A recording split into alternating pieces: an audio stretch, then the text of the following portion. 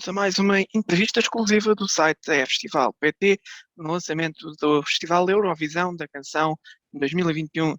Vamos estar à conversa com os Hooverphonic, representantes da Bélgica, com o tema The Wrong Place. Hello, Hooverphonic. Hello, hello, hello. Once again, thank you for your availability. And I will start to ask you, Hooverphonic. Last year, Eurovision was cancelled and you were going to participate. How did you react when it was cancelled? How did you feel at that moment? Well, it was a pity, of course, that it got cancelled. But the first thing I was thinking about is when they're canceling football and the Eurovision, then probably a lot of things will be cancelled. And so I was thinking about the whole summer, festival summer for bands is like, really important. But not only for the bands, also for the crew, for the technical crew, people, musicians. So we were worried for the future for our crew, So it was a pity that Eurovision got canceled, but well, it didn't get canceled for us; it got postponed. So we were, from one hand, we were sad, but on the other hand, we were thinking like, well, next year we'll go anyway. And it takes me to the next question. After the cancellation, how long did you take to decide you would want to try again in 2021? 1 minute. Yeah. Just 1 minute. It was like, I think, like the next day, Belgian national television called us and we said like, yeah, of course we're gonna go. So yeah, no, that was easily settled. You were internally chosen last year and also this year, knowing that many other competitors go through the national finals. Would you like to add that experience too? No, if there would be pre-selections, we wouldn't do it. No, because in the end, we did it in the past in Belgium, pre-selections, and here in Belgium, I think it never got us anywhere. Most of the time we didn't have a good result in the end.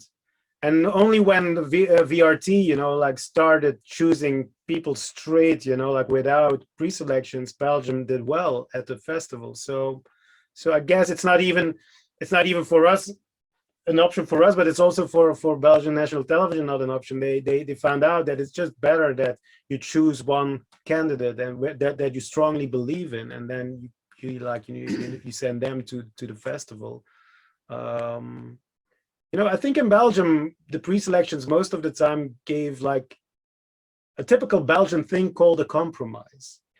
And compromises are really good in daily life, and they're very good in politics, compromises. But in artistic stuff, most of the time, compromises are not that interesting, So that's why we wouldn't participate in a contest like that, a pre-selection like that.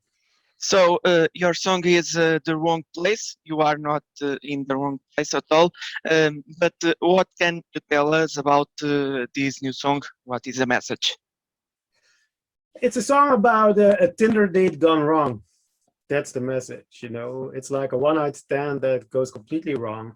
But don't take it too personal, It's a scene from a movie. We always create music that's very strongly related to cinema, And so this is like just a scene from a Tarantino movie. And, the director, Jan Boon, did a fantastic job with the video, He kind of made that scene reality, like he perfectly. So don't worry, Jeke doesn't kill men, and, she doesn't have swords and revolvers in her luggage when she comes to Rotterdam. We'll check it. We'll personally check, Was your song made for the Eurovision, or it was a song that you already had and you thought it would fit to the Eurovision? It wasn't written for Eurovision at all, actually. It was right after the first lockdown, so I think it was in the month of July. And I got this question from a young singer, a Belgian singer, Charlotte Forêt, if I wanted to co-write with her.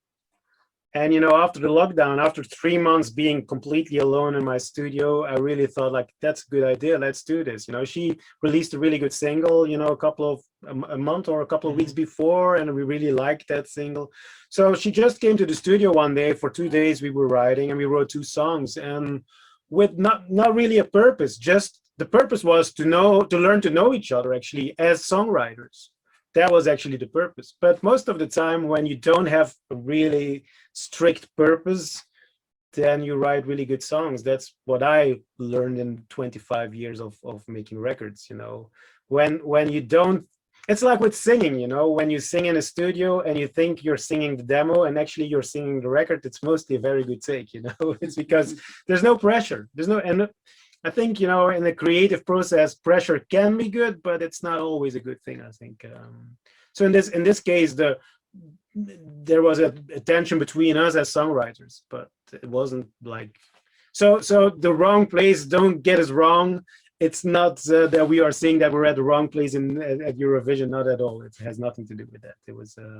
It was just like, you know, a song talking about like a one-night stand gone wrong, and also actually about, I think, how opposites attracts. That's also what the song is about.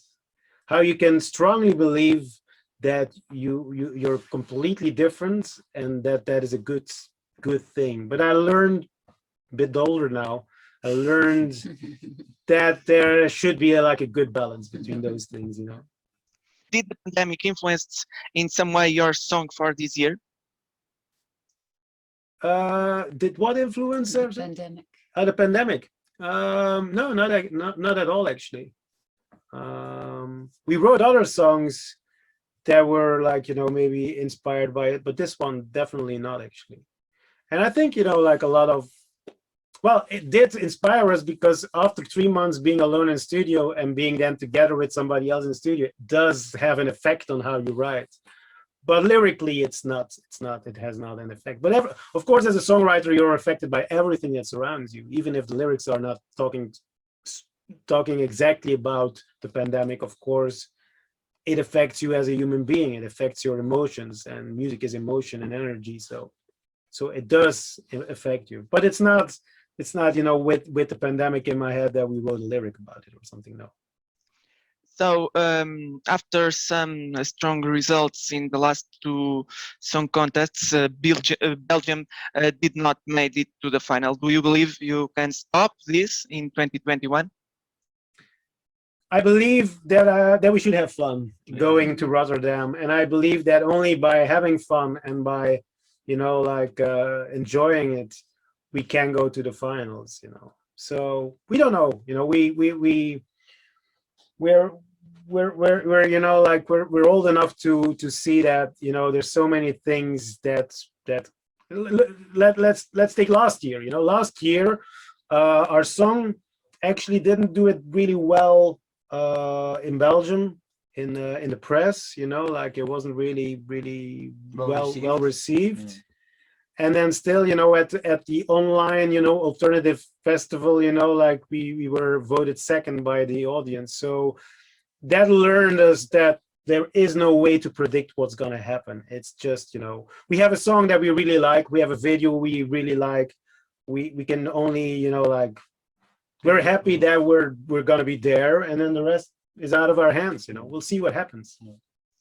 So what are your expectations for the contest? The expectations for the contest, well, you know, like we hope we're going to have a very cozy hotel, because we're going to spend a lot of hours in our hotel room. So that first of all. Second of all, we still hope there might be some kind of audience, but probably not. You know, probably it's going to be a festival without an audience. But on the other hand, we're quite good at, you know, like adapting. Like 25 years on the road makes you, like, you know, like keeping yourself entertained. Yeah. And we're adapting, and, you know, like if it's with audience, good. If it's without an audience, you know, okay. It's like we're just you always got to try to see stuff from the positive side. The positive thing is we're going to be in a very historic version of the Eurovision song contest. You know, it's going to be a very kind of bizarre kind of version, but on the other hand, you know, let's hope we meet some interesting people and some nice people. And maybe we can have a Zoom party, you know, like, you know, like with all contestants in their room with a screen, and then we put like speakers in every room, and then we have a DJ like playing in one room, and then, you know, and then Raymond does his strange moves, and yeah, it's gotta be fun. So. And what can we expect from the Hooverphonic, from your act at the Eurovision? Will be it minimalistic? Will be how it will it be? It will be 100% Hooverphonic. It's gonna be very, you know, atmospheric. Let's put it that way. Can we know when you will record the backup performance, or if it was already recorded? It was already recorded. Yeah. We already did it like 2 weeks ago, Yeah. and yeah, it was really it was interesting. It was good, you know. It was like an extra rehearsal, you know, that we got that you normally don't have. So it's like, yeah, it was good to do it, you know, and now we know where we got to focus on and how we can even improve our performance. And so we hope that it's just a backup and it stays a backup, and that we're going to be in Rotterdam anyway, you know, that's for sure. For us, it's not far though. We could take our bicycle and drive to Rotterdam, but it's like, you know, it's still, it's a cool city, Rotterdam. So we like it. So last but not the least, this is your interview, so I give you all the time now to send some message to Portuguese fans, to promote your song, whatever you want. To promote our song.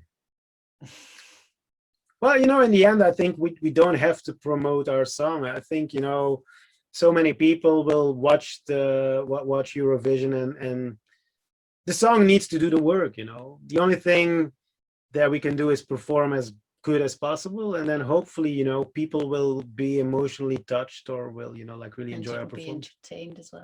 And being entertained, yeah. Coming to do.